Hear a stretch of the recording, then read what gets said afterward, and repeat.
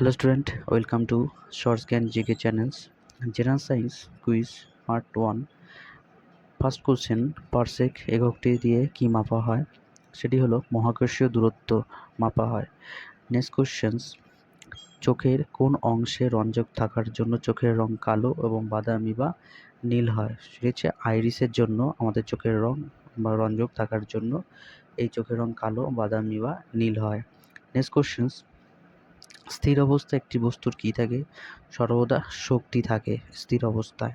Next question, একটি নির্দিষ্ট উচ্চতা থেকে কোনো বস্তুকে নিচে ফেলা হলো, তার যাত্রার অধ্যাবক বস্তুটির কি থাকবে?